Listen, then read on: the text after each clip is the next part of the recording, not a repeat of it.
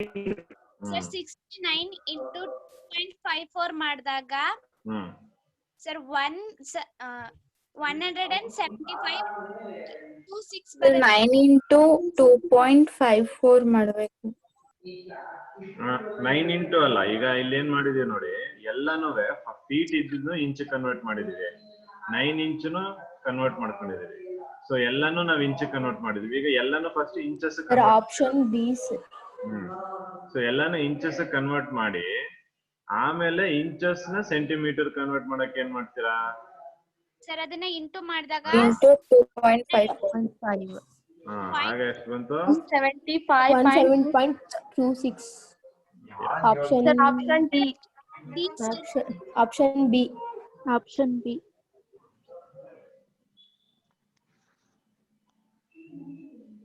Sir option D sir. ಈಗ Vidyashree yes sir. Question ಓದು.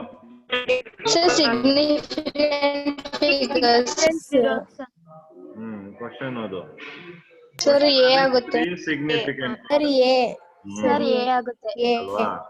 175.3 ಆಗುತ್ತೆ. 3. ಸೊ 175 to 6 ಅಂದ್ರೆ 6 ಇದೆ ನೋಡಿ. So Sir, 5 greater than 5. So ಆಗ ಇದು 2 ಏನಾಗ್ಬೇಕು? 3 3 ಆಗುತ್ತೆ. ಎಸ್, ಆಗ 175.3 ಆಗುತ್ತೆ. Option C. 4 ಸಿಗ್ನಿಫಿಕೆನ್ಸ್ ಅಲ್ವಾ ಸರ್ ಅದರಲ್ಲಿ? ಸರ್ ಅಲ್ಲಿ 4 ಸಿಗ್ನಿಫಿಕೆಂಟ್ ಜೀರೋಸ್ ಇದೆ ಆಪ್ಷನ್ ಎ ಅಲ್ಲಿ. ಹೌದು.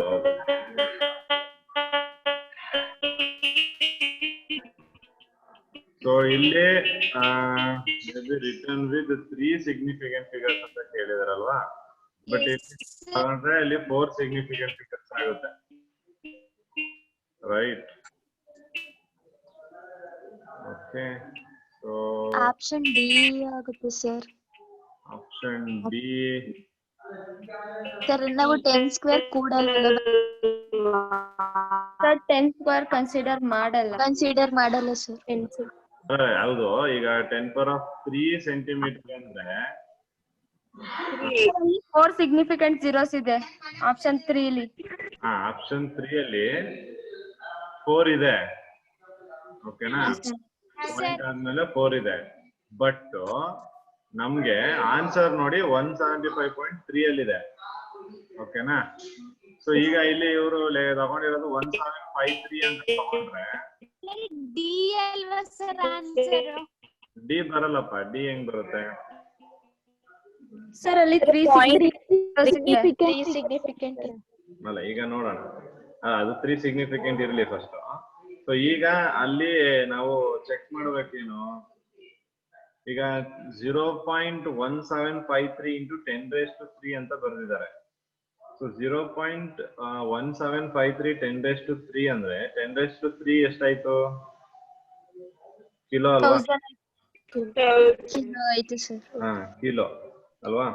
ಸೊ ಇಲ್ಲಿ ಅದನ್ನ ನಾವು 0.1753 into 1000 ಮಾಡಿದ್ರೆ ಎಷ್ಟು ಬರುತ್ತೆ?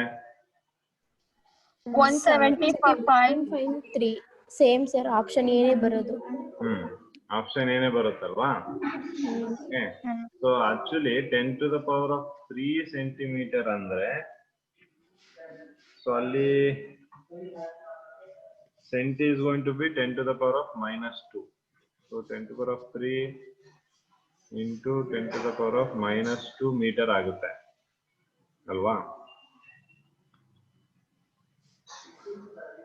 ಸೊ ಹಿಯರ್ 10⁻, ಇಲ್ಲ ಆಗಲ್ಲ. ಈಗ ಇದು ಕೂಡ ನಮ್ಗೆ ಪ್ರಾಬ್ಲಮ್ ಆಗುತ್ತೆ, ಯಾಕಂದ್ರೆ ಇಲ್ಲಿ 4 ಸಿಗ್ನಿಫಿಕೆಂಟ್ ಫಿಗರ್ಸ್ ಪಾಸಿಬಲ್ ಇಲ್ಲ. 3 ಸಿಗ್ನಿಫಿಕೆಂಟ್ ಆಗಿದ್ರೆ it should be within 175 only. But why they are 175.3 ನ 3 ಸಿಗ್ನಿಫಿಕೆಂಟ್ ಫಿಗರ್ಸ್ ಗೆ ರೌಂಡ್ ಅಪ್ ಮಾಡಿದಾಗ 175 ಬಸರ್ ಬರೋದು. ಅದೇ ಅದನ್ನ ಯಾ. ಸೊ ಆಕ್ಚುಲಿ ನೀವು ರೌಂಡ್ ಅಪ್ ಮಾಡಿದ್ರೆ ಅದು 3 ಸಿಗ್ನಿಫಿಕೆಂಟ್ ಫಿಗರ್ಸ್ ಗೆ ಬರುತ್ತೆ. ಸರ್ 1.75 ಬರುತ್ತೆ sir. 1.75 sir sir D option ಸರಿ ಆಗುತ್ತಲ್ಲ? ಡಿ ಆಪ್ಷನ್ ಹೆಂಗಾಗುತ್ತೆ ಸರಿ? ಬರಲ್ಲ ಸರ್ ಡಿ. 0.753 ಇರುತ್ತೆ. ಆ 3 ನ ಮತ್ತೆ ಸಿಗ್ನಿಫಿಕೆಂಟ್ ಫಿಗರ್ಸ್ಗೆ ಲೆಫ್ಟ್ ಗೆ ಇರುತ್ತೆ. ಅದು 4 ಗಿಂತ 5 ಗಿಂತ ಕಡಿಮೆ ಆದ್ರೆ 5 ಗೆ ಇದಾಗುತ್ತೆ. ಅದಕ್ಕೆ ಪಾಯಿಂಟ್ ಶಿಫ್ಟ್ ಮಾಡಿ ಅಂತ ಹೇಳ್ತಿರೋದ ನೀವು? ಸರ್ ಪಾಯಿಂಟ್ ಅಲ್ಲ. S sir. ಈಗ ಆಕ್ಚುಲಿ ನಮ್ಗೆ ಆನ್ಸರ್ ನೋಡಿ ಇದು 175.3. ಸೊ ಇದೇ ಆನ್ಸರ್ ಬರ್ಬೇಕು. ಓಕೆನಾ? ಈಗ ನಾನು ಇಲ್ಲಿ ಪಾಯಿಂಟ್ ಶಿಫ್ಟ್ ಮಾಡಿದ್ರು 1 ಮತ್ತೆ 2ಗೆ ಇಲ್ಲಿ 10⁻² ಬರುತ್ತೆ. ಅಲ್ಲ ಯಾವ ಕಡೆ? ರೈಟ್ ಸೈಡ್ ಅಲ್ವಾ? ರೈಟ್ ಸೈಡ್ ನೆಗೆಟಿವ್ ಅಂತ 10⁻0 ಆಗಿ 175 ಬರುತ್ತೆ. ಬಟ್ ಪವರ್ ಅಂತ ಬಂದಾಗ ಆಕ್ಚುಲಿ ಇಲ್ಲಿ ಮಲ್ಟಿಪ್ಲೈ ಇರೋದ್ರಿಂದ ನೀವೇನ್ ಮಾಡ್ಬೇಕು? ಅದನ್ನ ಮಲ್ಟಿಪ್ಲೈ ಮಾಡ್ಬೇಕಾಗುತ್ತೆ. ಅಂದ್ರೆ 1.5 into 100 ಮಾಡ್ಬೇಕಾಗುತ್ತೆ ಸರ್. ಅವಾಗ 175 ಸರ್ ಬರುತ್ತೆ. ಹೌದು, ಅವಾಗ 175 ಬರುತ್ತೆ. ಸೊ ಅವಾಗ ಏನಾಗುತ್ತೆ? ಅದು 175 ಸೆಂಟಿಮೀಟರ್ ಆಗುತ್ತೆ ಅಲ್ವಾ? ಓಕೆ, ನಿಮಿಷ ಸರ್. ಅಲ್ಲಿ ಮತ್ತೆ ರೌಂಡ್ ಆಫ್ ಮಾಡ್ತಾರೆ 3 ನ. ಸರ್ 105.3 ನ ರೌಂಡ್ ಅಪ್ ಮಾಡಿದಾಗ ಬರೀ 175 ಮಾತ್ರ ಅಲ್ವಾ ಸರ್ ಆಗೋದು? ಯಾವ್ದನ್ನ? 1.75 ನಾ ಸರ್? ಅದೆಲ್ಲ ಅಲ್ಲ, ಆಪ್ಷನ್ ಎ. ಸರ್ ಅದೇ ಆಪ್ಷನ್ ಎ ಅಲ್ಲಿ 175.3 ನ ರೌಂಡ್ ಆಫ್ ಮಾಡಿದ್ರೆ 175 ಆಗುತ್ತೆ. ಸೊ ಅಲ್ಲಿ ಏನಾಗುತ್ತೆ ಅಂದ್ರೆ 3 ಸಿಗ್ನಿಫಿಕೆಂಟ್ ಫಿಗರ್ಸ್ ಗೆ ಅದು ಬರುತ್ತೆ. ಸರ್ ಇಲ್ಲ, ಆಪ್ಷನ್ ಡಿ ಲೆ 1.753 ಇರುತ್ತೆ ಅಲ್ವಾ? 3 ನ ಮತ್ತೆ ರೌಂಡ್ ಆಫ್ ಮಾಡ್ತಾರೆ. ಅದಕ್ಕೆ 1.75 ಮಾತ್ರ ಇರುತ್ತೆ. ಯಾವ್ದ್ರಲ್ಲಿ? ಆಪ್ಷನ್ ಡಿ ಲಿ ಸರ್. 1.753 ಇದ್ರೇನಾ? ಅದನ್ನ ಮತ್ತೆ ರೌಂಡ್ ಆಫ್ ಮಾಡಿ 5 ಆಗುತ್ತೆ. 1.75 ಬರುತ್ತೆ. ಸರ್ ಅದ್ರಲ್ಲೆಲ್ಲ ನಾನ್ ಹೇಳ್ತೀನಿ, ಇವಾಗ ನಮ್ಗೆ ಆನ್ಸರ್ ಬಂದಿದೆಯಲ್ಲ ಸರ್, ಅದ್ರಲ್ಲೇ 175.3 ಇದೆಯಲ್ಲ, ಅದನ್ನೇ 3 ಸಿಗ್ನಿಫಿಕೆಂಟ್ ಫಿಗರ್ಸ್ ಗೆ ರೌಂಡ್ ಅಪ್ ಮಾಡ್ಕೊಂಡಾಗ 175 ಆಗುತ್ತೆ ಸರ್. ಮತ್ತೆ ಇವಾಗ ಡಿ ಆಪ್ಷನ್ ಅಲ್ಲೂ ನಮ್ಗೆ ಅದನ್ನ ಮಲ್ಟಿಪ್ಲೈ ಮಾಡಿದಾಗ 175 ಆನ್ಸರ್ ಬರ್ತಿದೆಯಲ್ಲ ಸರ್. ಓಕೆ, ಒಂದ್ ನಿಮಿಷ ಚೆಕ್ ಮಾಡೋಣ.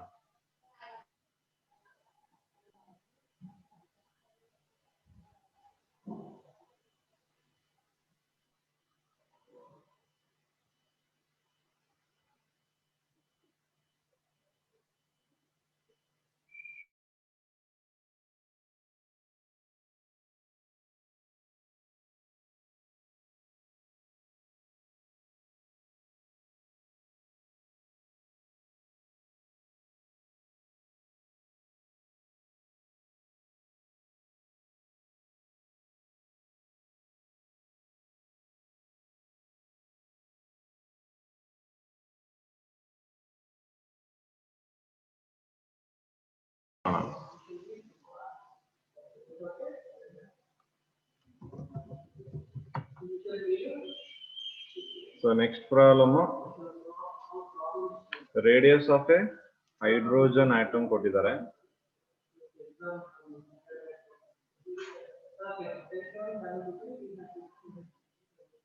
And the radius of proton at the center is given.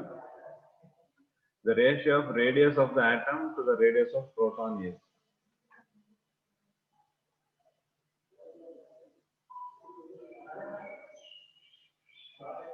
So ಇದು ನಾವು ಮಾಡಬಹುದು, ಸಿಂಪಲ್ ಆಗಿದೆ ಅಲ್ವಾ?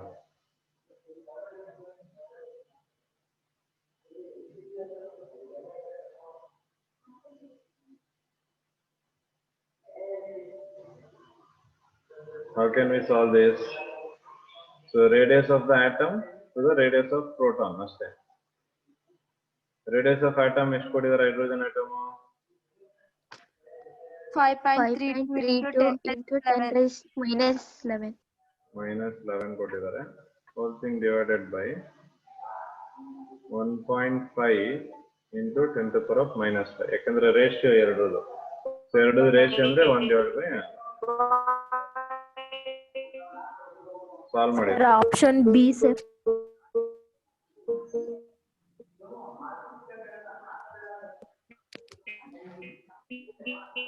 Sir, option B. Sir, option B.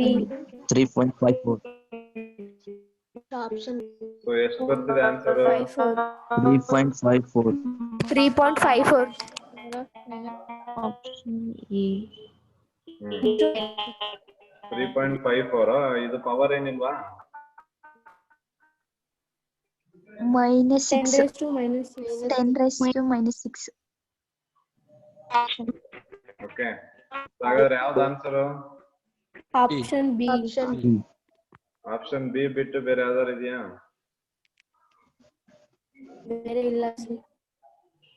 Option B ಬಂದೈತೆ sir answer. Option B, sir. ಯಾರೋ ಎ ಅಂತ ಹೇಳ್ತಿದ್ದಾರೆ. Sir, round off ಮಾಡಿದ್ರೆ ಅದಾಯ್ತು. ರೌಂಡ್ ಆಫ್ ಅಲ್ಲ, you have to see the least significant figure. Least significant figure ನೋಡಿ ಅದನ್ನ ಆನ್ಸರ್ ಅಲ್ಲಿ ಇಡಬೇಕು ನೀವು. ಲೀಸ್ಟ್ ಸಿಗ್ನಿಫಿಕೆಂಟ್ ಫಿಗರ್ ನೋಡಿ. 3.5. 3.8. A ಆಗುತ್ತೆ ಸರ್. ಡಿಜಿಟ್ ಇದೆ, ಡೆಸಿಮಲ್ ಆದ್ಮೇಲೆ 1 ಡಿಜಿಟ್ ಇದೆ. So 3.5 is the right answer. So ಇದು ನಿಮ್ಗೆ ರೈಟ್ ಆಗುತ್ತೆ ಅಲ್ವಾ?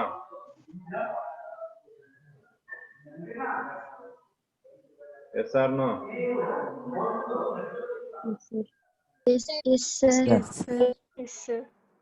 ಸೊ ಹಾಗಾಗಿ ನೀವು 3.54 ಏನಿದೆ ಅದನ್ನ ನೀವು ನೋಡ್ಬೇಕು ಪ್ರಾಬ್ಲಮ್ ಅಲ್ಲಿ ಯಾವ್ದ್ರಲ್ಲಿ ಲೆಸ್ ನಂಬರ್ ಆಫ್ ಡೆಸಿಮಲ್ಸ್ ಇದಾವೆ ಅಂತ, ಡೆಸಿಮಲ್ ಆದ್ಮೇಲೆ ಲೆಸ್ ನಂಬರ್ ಆಫ್ ಡಿಜಿಟ್ಸ್ ಇದೆ ಅಂತ, ಅದ್ರ ಪ್ರಕಾರ ಅರೇಂಜ್ ಮಾಡಿ. ಸೊ ಅದ್ರ ಪ್ರಕಾರ ಹೋದ್ರೆ 3.5 into 10 raised to minus 6 ಗೆ ಆನ್ಸರ್ ಆಗುತ್ತೆ.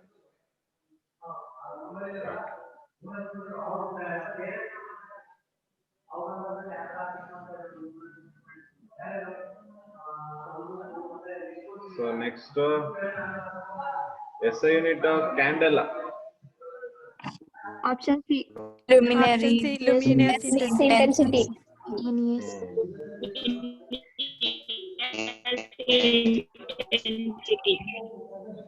Yes. Yes. So option C is right. Other is next. Pascal. SI unit of Pascal. Pascal. So adu kuda Pascal correct ಇದೆ.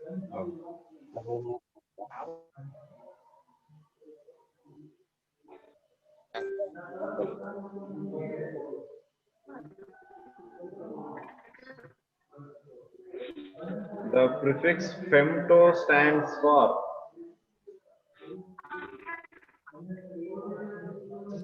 10 to the power of 15. 15, C sir. Minus 50. So option C 10 to the power of 15. Other is the multiple 10 raised as well as the prefix Tera. Tera. so that is going to be option D tera. Option D. Yes.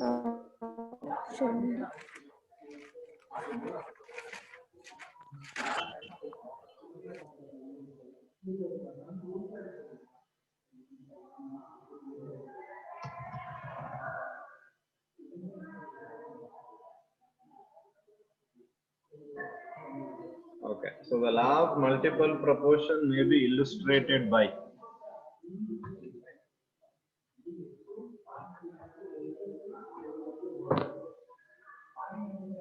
C sir. Yes sir, C. C sir. Option C. Option C. okay. So option C is going to be right answer ali. So you can see there mass of carbon is kept constant, right? So law of multiple sir. proportion alli namge ade state agutte alva, when two elements combine with a fixed mass of one element. Okay, so fixed mass of one element. So alli ನಾವು carbon fix ಮಾಡಿದ್ವಿ, oxygen very ಆಗ್ತಾ ಇದೆ. So and they are going to be in simple whole number. Oxygen simple whole number ರೇಷಿಯೋದಲ್ಲಿ ಇದೆ 6:32 ಅಂದ್ರೆ so that is going to be 2:1. 1:2. Sir, 1:2. 1:2 ಬರ್ಬೇಕು sir. 1:2.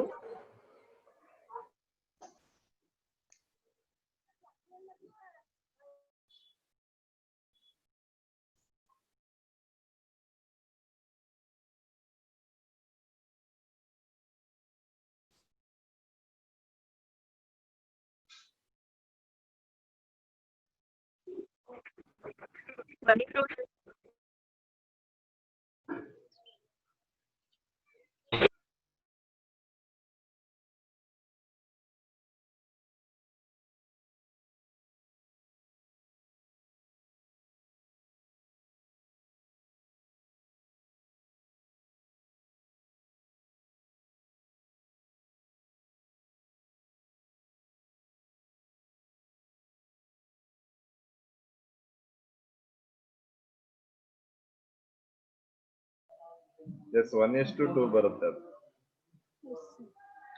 So ಇಲ್ಲಿ ನೀವು H2 ಮತ್ತೆ D2 ನೋಡ್ಬೋದು. ಸೊ H2 ಮತ್ತೆ D2 ಅಲ್ಲಿ ಎರಡು ನಿಮ್ಗೆ ಫಿಕ್ಸ್ ಆಗ್ಬಿಟ್ಟಿದೆ, ಹೈಡ್ರೋಜನ್ ಮತ್ತೆ ಇದು DT is deuterium isotope of hydrogen. So ಎರಡು ಫಿಕ್ಸ್ ಆಗಿದೆ. ಸೊ ಅದರಿಂದ ಇದನ್ನ ತಗೊಳಕ್ ಆಗಲ್ಲ. ಈ ಎರಡು ಕೇಸಲ್ಲಿ ರೇಷಿಯೋಸ್ ಬೇರೆ ಆಗುತ್ತೆ. ಓಕೆ, ಮತ್ತೆ ಕಾರ್ಬೋನೇಟ್ ಅಲ್ಲಿ ಆಲ್ರೆಡಿ 3 ಎಲಿಮೆಂಟ್ ಬರುತ್ತೆ, which is not possible. Okay, so option C is going to be right.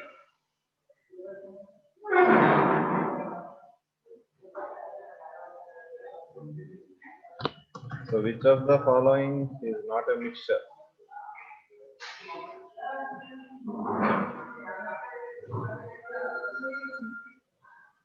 Distilled water. Sir, options.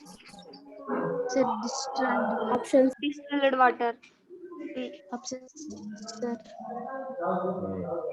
So option C is right. So distilled water is not a mixture. Gasoline agbodu, liquid petroleum gas agbodu, ಅಥವಾ ionized table salt agbodu. So ಇದೆಲ್ಲಾನು mixer ಇರುತ್ತೆ ಅದರಲ್ಲಿ. But distil water ಅಲ್ಲಿ ಯಾವುದೇ ರೀತಿಯಾದ ions ಕೂಡ ಇರಲ್ಲ distil water ಅಲ್ಲಿ. ನೀವು ನಾರ್ಮಲ್ ವಾಟರ್ ತಗೊಂಡ್ರೆ ಅದ್ರಲ್ಲಿ ಮಿನರಲ್ಸ್ ಇರುತ್ತೆ.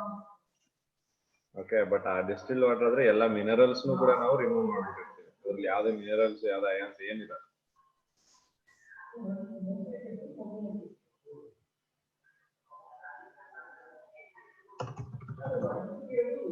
Okay, so nitrogen forms 5 stable oxides having formula. Formation of these oxide explains the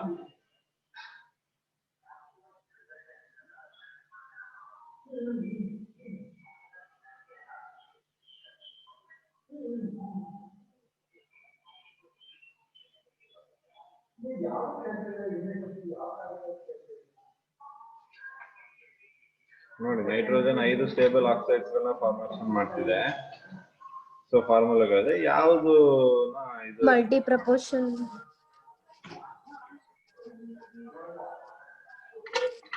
option B sir. Option B sir, multi proportion. Okay, so ಅಲ್ಲಿ ಲಾ ಆಫ್ ಮಲ್ಟಿಪಲ್ ಪ್ರಪೋರ್ಷನ್ ಆಗುತ್ತಾ? Sir B. So law of multiple proportion ಅಲ್ಲಿ sir ಇಲ್ಲಿ NO ಆಯ್ತಲ್ಲ, ಯಾವ್ದ್ರಲ್ಲಿ? Second one NO ಐತೆ. ಇರ್ಲಿ. ಅದನ್ನ ನಾವೇನ್ ಮಾಡಿದ್ವಿ, ನಾನು ಒಂದು ಎಕ್ಸಾಂಪಲ್ ತಗೊಂಡ್ ಸಾಲ್ವ್ ಮಾಡಿದ್ದೆ, ಇದೇ ಎಕ್ಸಾಂಪಲ್ ಅಲ್ವಾ? ಅದ್ರಲ್ಲಿ ನಾವೇನ್ ಮಾಡಿದ್ವಿ, N2O, NO, N2O3 ಇದೆ. N ಏನ್ ಮಾಡಿದ್ವಿ ಆಗ? N ಟ್ವೈಸ್ ಮಾಡಿದ್ವಿ. N ಟ್ವೈಸ್ ಮಾಡ್ಕೊಂಡಿದ್ವಿ ಅಲ್ವಾ? ಸೊ ಹಾಗಾದ್ರೆ ಯಾವ ಲಾಗ್ ಆಗುತ್ತಿತ್ತು ಅದು? Multiple proportion. Multiple proportion. So nitrogen fix ಮಾಡ್ತಿದ್ವಿ ಅಲ್ಲಿ ಅಲ್ವಾ? 2 ಎಲಿಮೆಂಟ್ ಕಂಬೈನ್ ಆಗ್ತಿದೆ ಅಂದ್ರೆ to form 2 or more compounds. So ಅವಾಗ ವಿ ಆರ್ ಫಿಕ್ಸಿಂಗ್ ಒಂದು ಕಾಂಪೌಂಡ್ ಫಿಕ್ಸ್ ಮಾಡ್ತಾ ಇದ್ವಿ, ಒಂದು ಎಲಿಮೆಂಟ್ ಮಾಸ್ ನ ಫಿಕ್ಸ್ ಮಾಡ್ತಾ ಇದ್ವಿ. ಸೊ ಅಲ್ಲಿ ನೀವು ನೈಟ್ರೋಜನ್ ಡಬಲ್ ಮಾಡ್ತಿರೋದ್ರೆ ಆಕ್ಸಿಜನ್ ಡಬಲ್ ಆಗುತ್ತೆ. multiple proportion. Yes, option B is right. Law of multiple proportion. Sir ಇದು law of conservation of mass ಆಗಲ್ವಾ? ಲಾ ಆಫ್ ಕನ್ಸರ್ವೇಶನ್ ಮಾಸ್ ಆಗಲ್ಲಪ್ಪ. Law of conservation of mass ಆಗ್ಬೇಕು ಅಂದ್ರೆ ನಿಮ್ಗೆ ಏನು ಪ್ರಾಡಕ್ಟ್ ಮತ್ತೆ reactant ತಗೊಂಡಿರ್ತೀರಾ ಅದೆರಡೂ ಸೈಡು ಮಾಸ್ ಸೇಮ್ ಬರ್ಬೇಕು. ಓಕೆ, ಸೊ ಇಲ್ಲಿ ನಾವು ಆತರ ಯಾವ್ದೋ ಒಂದು ಪ್ರಾಡಕ್ಟ್ ರಿಯಾಕ್ಟೆಂಟ್ ಮಾಡ್ತಾರೆ. ಇಲ್ಲಿ ಏನ್ ಮಾಡ್ತಾ ಇದೀವಿ, ಒಂದನ್ನ ಫಿಕ್ಸ್ ಮಾಡ್ಕೊಂಡು ಬೇರೆ ಏನ್ ಜೊತೆ ರಿಯಾಕ್ಷನ್ ಮಾಡ್ತಾ ಇದೀವಿ ಅದೆಲ್ಲ ನಮ್ಗೆ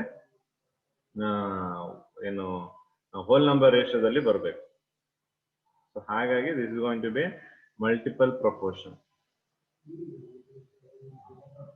ಕ್ಲಿಯರ್ ಆಗಿದೆಯಾ? ಓಕೆ.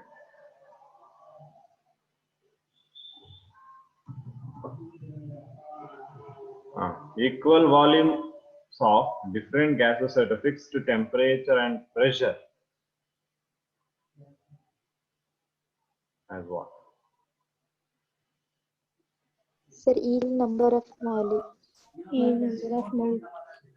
ಯಾವ ಆಪ್ಷನ್ ಅದು? Option D. Very good. Option D ಅಲ್ವಾ? ಯಾವ ಲಾ ಅಂತ ಹೇಳ್ಬೋದಾ? Sir, Avogadro law.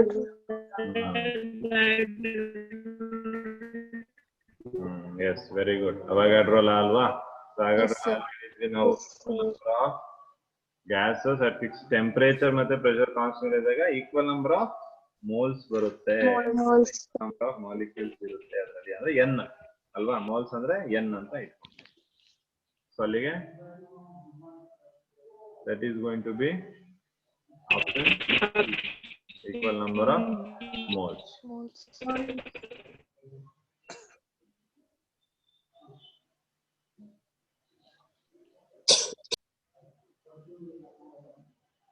Okay. So water and hydrogen peroxide illustrate the law of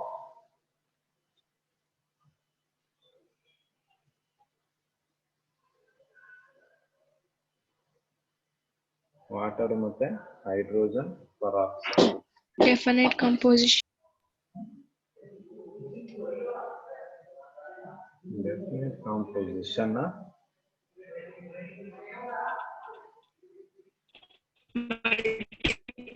Proportion. Definite composition, constant composition ಎರಡು ಸೇಮ್ ಇದೆಯಾ? ಅದು ಲಾ ಆಫ್ ಕಾನ್ಸ್ಟೆಂಟ್ ಪ್ರಪೋರ್ಷನ್ ಅಥವಾ law of definite composition ಎರಡು ಒಂದೇ ಅಲ್ವಾ? ಸೊ ಎರಡು ಒಂದೇ ಆಗಿರೋದ್ರಿಂದ ಮಾಡ್ಬೋದು. ಅವೆರಡು ಆಗಲ್ಲ, ಯಾಕೆಂದ್ರೆ ಕಾನ್ಸ್ಟೆಂಟ್ ಪ್ರಪೋರ್ಷನ್ ಕಂಪೋಸಿಷನ್ ಅಲ್ಲಿ ಯಾವ್ದೋ ಒಂದು ಕಾಂಪೌಂಡ್ ನ ಪ್ರಿಪೇರ್ ಮಾಡೋದಕ್ಕೆ ಬೇರೆ ಬೇರೆ ಮೆಥಡ್ ಯೂಸ್ ಮಾಡ್ಬೋದು, ಬೇರೆ ಬೇರೆ ಸೋರ್ಸ್ ಹಾಕ್ಬೋದು ಅಂತ. ಅದರಿಂದ ಇಲ್ಲಿ ಎರಡು ಕಾಂಪೌಂಡ್ ಇದೆ, ಸೊ ಅದಾಗಲ್ಲ. Option B. ರೆಸಿಪ್ರೋಕಲ್ ಪ್ರಪೋರ್ಷನ್ ಬೇಕು ಅಂದ್ರೆ ರೆಸಿಪ್ರೋಕಲ್ ಪ್ರಪೋರ್ಷನ್ ಅಲ್ಲಿ ಮೂರು ಡಿಫ್ರೆಂಟ್ ಎಲಿಮೆಂಟ್ಸ್ ಇರಬೇಕು. ಇಲ್ಲಿ ಮೂರಿಲ್ಲ.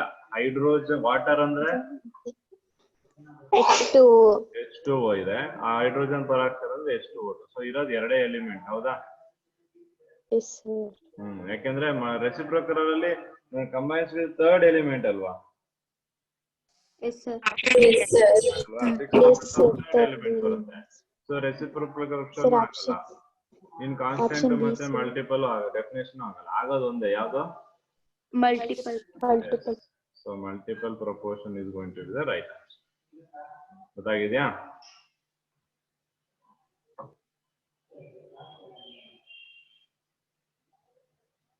Okay.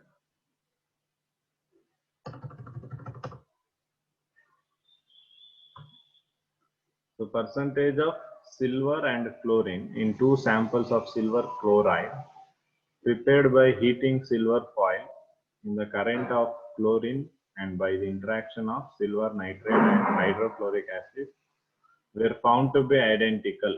This illustrates law of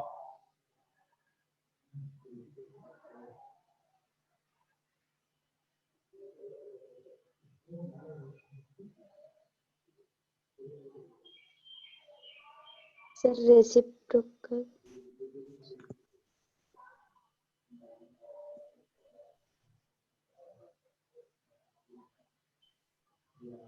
reciprocal ಅಂದ್ರೆ 3 ಡಿಫ್ರೆಂಟ್ ಎಲಿಮೆಂಟ್ಸ್ ಎಸ್ ಸರ್. ಇದೆಯಾ? Yes, sir. Silver, chlorine, Chloride, chlorine. ಮತ್ತೆ ಸಿಲ್ವರ್ ನೈಟ್ರೇಟ್ ಇದೆ. Yes sir. ಓಕೆ, ಸರಿ. ಈಗ ಕ್ವಶನ್ ಅರ್ಥ ಮಾಡ್ಕೊಳ್ಳೋಣ ನಾವು. Percentage of silver. Okay, question ಅರ್ಥ ಮಾಡ್ಕೊಳ್ಳಿ. Percentage of silver and chlorine. Percentage of chlorine in 2 samples. 2 sample ಇದೆ. ಒಂದು ಸ್ಯಾಂಪಲ್ ಯಾವುದು? AgCl prepared by heating silver foil in the current of chlorine. Okay. By the interaction of silver nitrate and hydrochloric acid. Okay. So ಒಂದು silver foil ಮತ್ತೆ current of chlorine ಇಂದ. Okay, ಇನ್ನೊಂದೇನಿದೆ? Prepared by heating, prepared by the interaction of silver nitrate. Okay, AgNO3 plus and hydrochloric acid. AgNO3 ಮತ್ತೆ hydrochloric acid. ಕ್ಲಿಯರಾ? ಏನ್ ಬಂತು? AgNO3 plus HCl ಮಾಡಿದ್ರೆ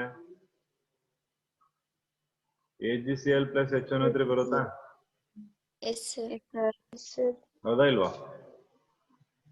Yes, sir. Okay, Yes. ಅಂದ್ರೆ ಇಲ್ಲಿ ನಾನು ಏನ್ ಹೇಳ್ತಾ ಇದ್ದೀನಿ ಅಂದ್ರೆ 2 ಮೆಥಡ್ ಅಲ್ಲಿ ನಾನು ಪ್ರಿಪೇರ್ ಮಾಡ್ತಿರೋದು AgCl ತಾನೆ. Yes sir. ಈಗ ಈ AgCl percentage of Ag percentage of silver ಇಲ್ಲವೇ ಪರ್ಸೆಂಟೇಜ್ ಆಫ್ Ag ಎಷ್ಟು, ಪರ್ಸೆಂಟೇಜ್ ಆಫ್ Cl ಎಷ್ಟು? Right or wrong? Yes sir. So ಈಗ ಹೇಳಿ ಯಾವಲ್ಲ? Right. Constant proportion. Constant proportion. Very good. Constant proportion. ಅಲ್ವಾ? ಸೊ ನೀವು AgCl ನ ಪ್ರಿಪೇರ್ ಮಾಡೋ ಮೆಥಡ್ ಗಳು ಬೇರೆ ಇರ್ಬೋದು, ಅದು ಅದನ್ನ ತಗೊಳ್ಳೋ ಸೋರ್ಸ್ ಬೇರೆ ಇರ್ಬೋದು. ಬಟ್ AgCl ಅಲ್ಲಿ ಪರ್ಸೆಂಟೇಜ್ ಆಫ್ AgCl ಏನಿರುತ್ತೆ? ಕಾನ್ಸ್ಟೆಂಟ್ ಇರುತ್ತಲ್ವಾ? Yes sir. Yes, sir. So like that wise, so option B ಗೆ ಕೊಟ್ಟಿರುವಂತಹ ಕ್ವಶನ್ ಅರ್ಥ ಆಗಿದೆಯಾ? Yes sir. ಸೊ ನೋಡಿ, ಕ್ವಶನ್ ನಾವು ಓದ್ತೀವಿ ಅಷ್ಟೇ, ಬಟ್ ನಾವು ಕ್ವಶನ್ ನ ಅರ್ಥ ಮಾಡ್ಕೊಂಡು ಅದನ್ನ ನಾವು ನಮ್ಗೆ ಈಕ್ವೇಶನ್ ಆಗಿ ಕನ್ವರ್ಟ್ ಮಾಡೋದು ಇಂಪಾರ್ಟೆಂಟ್. ಓಕೆ, ಸೊ ಅದನ್ನ ಯಾವತ್ತು ನೀವು ಮಾಡೋದನ್ನ ಕಲಿಬೇಕು.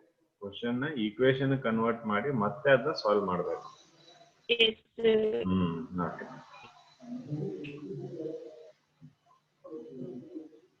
ಸೊ ನೆಕ್ಸ್ಟ್ ಒಂದು ಕ್ವಶನ್ ಮಾಡೋಣ. ಸೊ ಇದೇನ್ ಮಾಡಿ ಅಂದ್ರೆ, ನೀವು ಈ ಕ್ವಶನ್ ಒಂದು ಸ್ಕ್ರೀನ್ ಶಾಟ್ ತಗೊಳ್ಳಿ, ಈ ಕ್ವಶನ್. ಓಕೆ, ತಗೊಂಡು ಇದನ್ನ ನೀವು ಇವತ್ತು ಮನೇಲಿ ವರ್ಕ್ ಮಾಡಿ. ಈ ಕ್ವಶನ್ಗೆ ಆಪ್ಷನ್ಸ್ ಕೊಟ್ಟಿದ್ದೀನಿ, ಇದನ್ನ ನೀವು ಒಂದ್ಸತಿ ಕುತ್ಕೊಂಡು ನೀಟಾಗಿ ಓದಿ ಅರ್ಥ ಮಾಡ್ಕೊಂಡು ಟ್ರೈ ಮಾಡಿ. ಓಕೆ. Okay. Okay, sir.